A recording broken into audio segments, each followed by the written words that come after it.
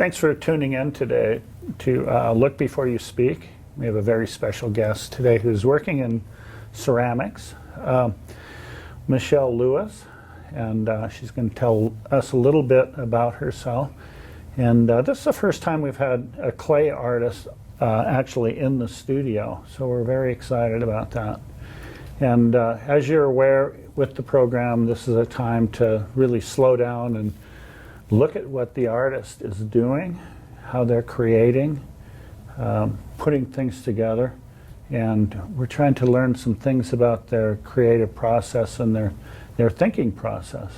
So thank you so much for being with us today. Yeah, thank you for inviting me. And we're going to take a little break and get set up, and then we're going to return and we'll jump into this and find out more about you. For the past year, I've been making geese. These are kind of abstracted geese that started out as a bottle form. Before I came here, they were straight, and on the car ride, a couple of them tipped over. And then this is actually what I would do to them. They're really funny. So they're soft objects. right now. They're soft, yeah. They didn't they didn't set up really at all. So they're really, you can see when I touch them, it leaves like smudges. But it's a really good time to work on the necks and kind of torque them, and that's. So what stage is this? Is this greenware or pre-greenware? This is greenware, yeah, very green. So I threw these this morning, and they're a little thick, so they take a longer time to dry out, set up, and be leather hard, or to where maybe you'd want to trim them or alter them without having fear of the form like collapsing, you know. And what is the significance of geese? Well, I've worked in Butte for a long time. See, this is just not. It's a little goopy. And I've had the opportunity to work in the arts. I went back the fall of 2016, and I got invited to work at a house museum that my friends were managing. They started a humanities in Uptown? In Uptown Butte, yeah. So it's the Clark Chateau. It's one of the Copper King's sons' mansions. Yeah. So it was built in 1898 and has been, it was only a house briefly, but then like the Fez Club was there, and then the Butte Silverboat Arts was in there, and then there was a little lull after that. So they had, it's government owned, so they had sort of open proposals for nonprofits to take over the space. And my friends started a nonprofit about mentorship and providing cultural programming, readings, just different sort of things that people could go to and enjoy that were a little, you know, again, kind of like your, what you're looking at doing in making these things more accessible and making people feel like they can enjoy art and go to play readings and not feel like it's a big thing. Yeah. So one of them, long story short, one of them, there were two ladies, and one teaches in Chicago in the fall. So I went and like watched the chateau and just had a really great experience in this new place. I was there for about 4 months and interacted with the community in a new way. So I'm just kind of like just bending the necks. It's not a very complicated process. Just to go back to what I'm doing and just kind of torquing these. But so these have been thrown on a wheel. These have been thrown on a wheel. Yeah. So just like making a bottle. Really appreciate you doing that for us today. Oh yeah. And this is also kind of a longer process, and you use a paintbrush, and it's kind of silly looking. I think this whole thing is really silly for the subject matter. Sometimes they're just like a little too funny for what they're about. But now I noticed that, you know, at this stage, the clay is really elastic. And so how much time do you have to shape this before you have an accident, essentially? Oh, there's accidents all the time, like coming over here. Now I have already a 50% loss rate for these. And they're really like bowling pins too. So there's all of these things that are acting and saying like, maybe you should make cups or something instead. Like the universe is like, maybe you should figure something else out. But this could actually, they could set up and you could pull them like a handle. So like rehydrate them. Or I like messing with them at this stage, and then sometimes I'll have extra clay to kind of prop them up. But what I'm doing now is just giving them some posture. What kind of clay is this that allows you to? This Is it is there's stoneware. Yeah, stoneware? it's a white stoneware. It's the shop clay for the university, and I like working with it. It fires really white, and it's strong. You can throw. I usually throw really soft clay, and then I take a lot more than I'll need, and then just trim excess, because when you're throwing something like this that's really vertical and wobbly and you know, just kind of a strange form, I like to have it really heavy on the bottom and then cut it off just for stability. But it's really easy to work with. Can I touch this? Sure, yeah. It's really, they've gotten Oh, a wow. little they've gotten a little messed up in the car. But there's a lot of sanding and a lot of sure Once forming they after. dry. Yeah, once they dry, and I'll fire them and then sand them some more. Yeah. So that's a lot of the process. But yeah, I was in Butte 2 falls ago, and that's when that huge flock of geese flew over the pit and landed, and 3,000 of them died. They just about disintegrated. Wow. Yeah, and that happened about 20 years ago, I believe, and it wasn't as much of a devastation. But they did like the hula on the pit. Yeah. And after this, there wasn't really, oh wow, that's embarrassing. Just broke its neck. These are probably not going to be final product keys, but there was a lot of outrage, and it was just kind of like, it turned into a thing that was just on like CNN. Concern for what's going on. I It mean, was if- concern. Yeah. There hasn't been. It's taken a while before. I feel like there was widespread response. It was more like, oh, this crazy thing happened that you would see on newspapers or like international news, that like acid pit swallows up 3,000 geese, and then nothing really came out of it. But there are really good people in that community that I think are working really hard to try to take care of it, or try to reconcile some of the environmental damage from mining, and that's just out, like mine tailings that are just out and are in people's yards, and like near the college. There's just a lot of like toxicity that people are living with, and it took something like this for residents to become outraged and see like, oh, this actually is toxic. It's like there's no evidence of these animals being in there. Once they landed, then it just kind of ate them up. It's kind of a little rant, So but you that's why there's found- geese. Yeah. out of this tragedy, you have been inspired to make art about that. Yeah. Yeah. Okay. Yeah. And I'd made pots for a while, but I hadn't really done anything that I would consider art making. Now that I'm in art school, that I understand kind of what that means, and not just maybe making something cool just for the sake of it. Which, I mean, there's different goals for art making for everyone. Many of those artists at the very same time respond to the random information in their world. Yeah. So it's not always a polemic, but most artists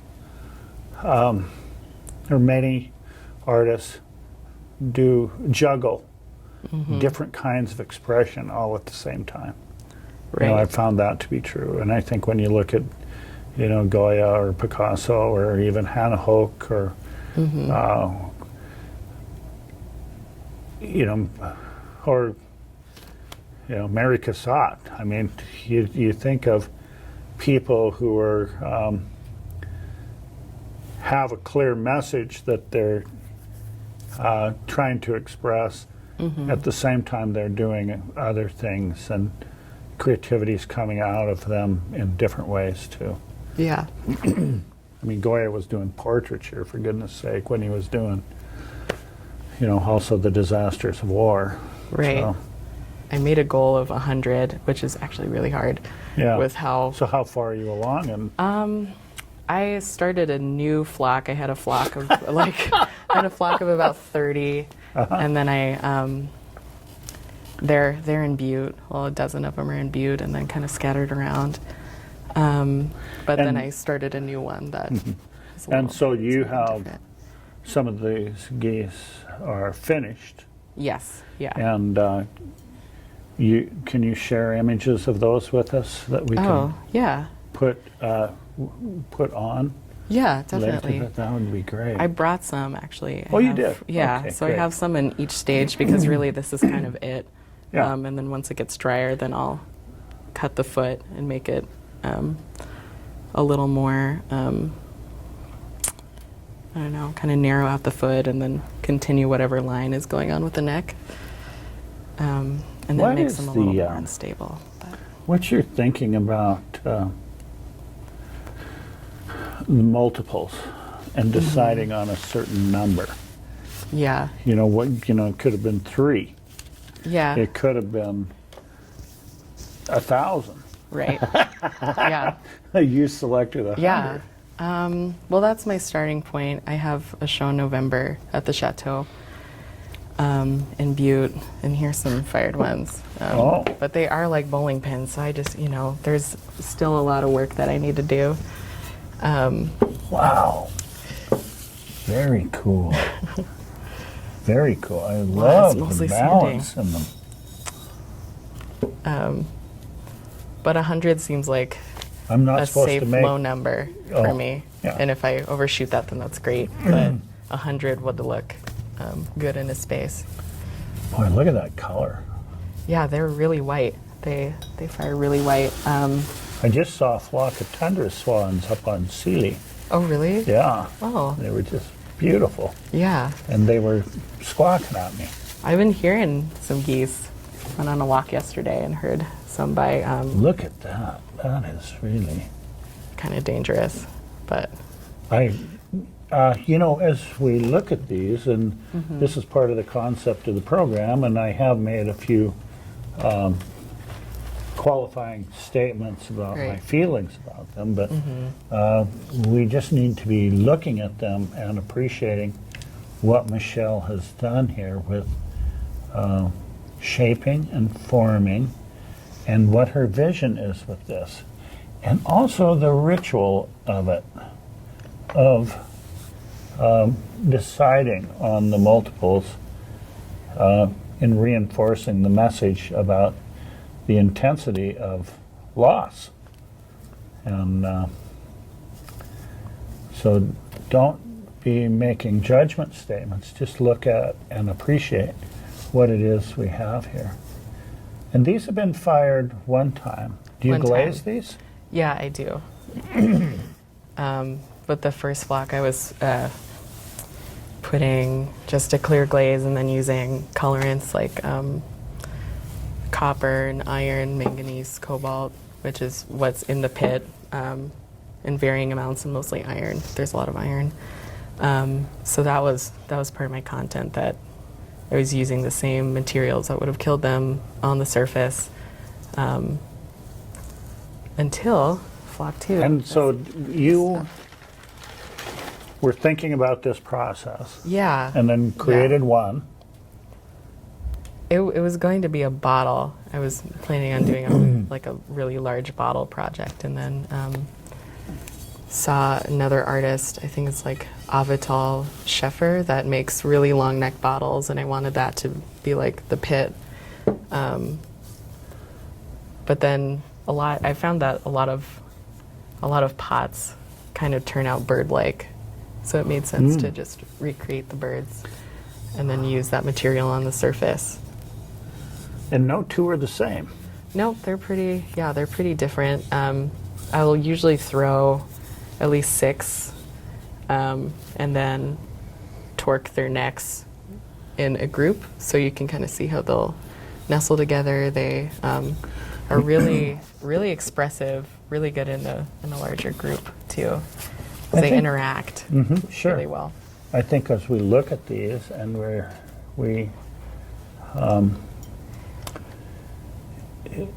we should be thinking about how each one is, this isn't an addition like in printing, but each one is unique. And each one can be isolated or work together as a group.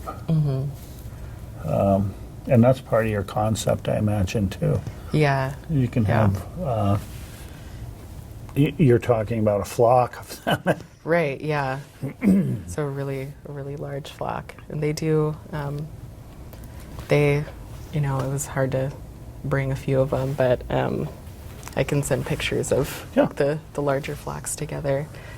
And Oh, we this got is mine tailings. glazed. That's glazed. And that's, and it's fine that you're touching it, just so to say that.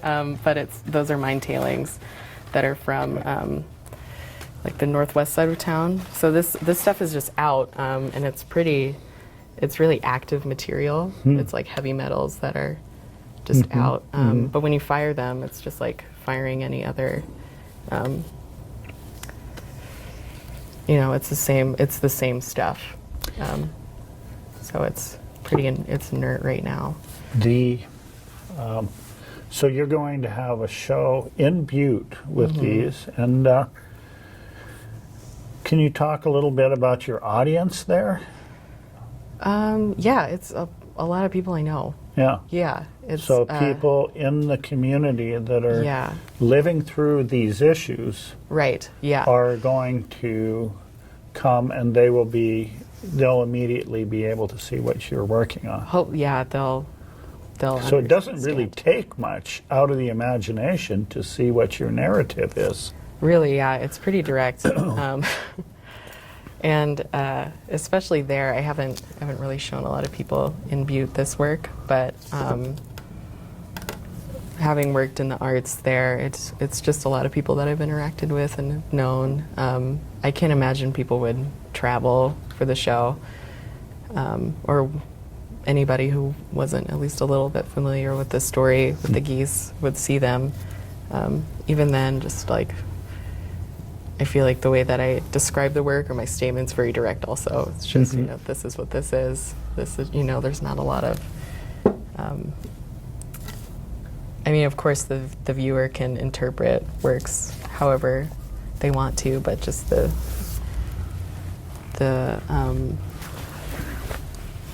what's the word?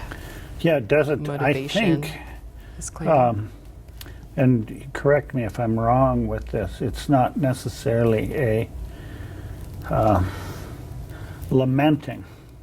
no. It is putting something out there that is reminding us of what the truth is. Yes. And that's it's different than, It's so easy to lament and, Yeah. and preach, Yeah. and I did not want to do that because, and it's hard to. I think the way these things look makes it really difficult to create like a very sad environment or something that makes you feel bad afterwards. That's the But- last thing I want to do. I think that these. this concept of creating these multiples of 100 also, it pales in comparison to 3,000 geese. Really, yeah, yeah, But by creating those numbers, you're just putting it in front of people to just think think about this. Yeah. Yeah, I would say that's a goal, just to think about it and not feel like you are a perpetrator. That's another thing, is showing this work in Butte, maybe causing people to feel like they contributed or like their family was in mining, because the mines just shut down maybe in like the early 80s. So there's people that have There's a lot of tragedy. worked, Yeah. in the mines, and now the whole town is dealing with that, and indirectly, being post-industrial, it's a different sort of environment. It's a different there's a different energy there. But it's not, I don't think it's depressed. I think there's a lot of really wonderful things happening, and a lot of people who are receptive to this, or receptive to talking about the pit, or talking about the Superfund site in general, and people who are willing to work and learn more and try to do what you can to, man, this is cheesy. I don't really know where I'm going with this. No, I think that, Yeah. Artists always don't always have all that figured out. It's not, I think you're resisting the challenge of turning this into propaganda, which it isn't. You're Yeah. throwing out a statement of truth. And I think artists often are just seekers of truth, what the true idea is. And look at this, and look at, these are the remnants of the tailings. Yeah. Yep. And this is a shape of these wonderful animals that have lost. So.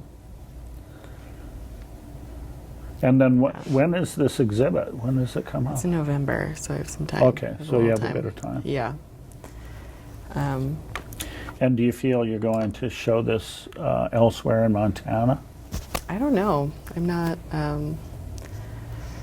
not totally sure. I've been doing it for, a year, and I think that's a lot of time to be doing this, but at the same time, really not any time at all. I did a small thing a couple of months ago and had some good feedback just in the art building. I'm in my undergrad, so I'm getting my BFA next spring. So I don't know if this will be part of it, or if this project will kind of close in November. It'll just have to see. So you can see an end to this. An end to making these. Yeah. Yeah. But I think by making these and by learning more about the ceramic process in regards to local clay and some deep chemistry stuff that I can't really explain or wrap my head around still. I think I've found methods of working that I like, and I've found ways to move beyond this project. There's a lot there. I started talking to this artist in Red Lodge who does what is it called? Not excavation, but he digs for ore. He got platinum ore, and he uses copper sand, and he makes really simple forms and just focuses on surface and surface material. And I think that's another thing that I want to look at, because there's some beginnings of that here, but it's just the material stuck on it, and then a clear. Yeah. There was an artist in Montana who went to Anaconda Copper and got the minerals from them for his glazes. And his name was Branson Stevenson. Branson Stevenson. And when you look at some of those, there's like bright yellows, and I'm assuming, I don't know this for sure, but Yeah. some of those glazes were probably had lead in them. Probably, yeah. I mean, some of those really deep, profound colors that you can get with glazes It's probably lead. oftentimes have It's lead. like in lead them. or So- barium or something like that. And I'm sure they provided him with whatever he wanted in the 50s Yeah. and 60s, you know. You're going, oh yeah, you can heat that up and it'll turn, you know, yellow Right. or blue or whatever. Yeah. And that's another thing is that since these aren't functional objects, I mean, they're lined, so you could use them as bottles, but that's another really silly thing. I don't have to worry about the audience or whoever's interacting with these like hurting themselves, you know, in case there is something that Oh, would I see. leach. So, yeah. There isn't any like But, contact like that. I don't know if our viewers know this, but in the early 60s was this movement called Crafts as Art movement. And actually a couple Montanans were involved in that, Peter Volkus and Rudy Audio. And one of the things that occurred, it's just like what's happening in these vessels, is utility was thrown out the window, and all of a sudden these became sculptural. Right. So ceramics, even though you're throwing this, you're acknowledging and paying tribute to creating a vessel, a container for something. And for most of history, that has meant, you know, carrying water or grain or food or Yeah. whatever it is. And these aren't for that. This is in Right. your face. And that's Yeah. what the Crafts as Art movement did, was say, these can also, look at these as sculptures. Right. These are sculptural objects. And so,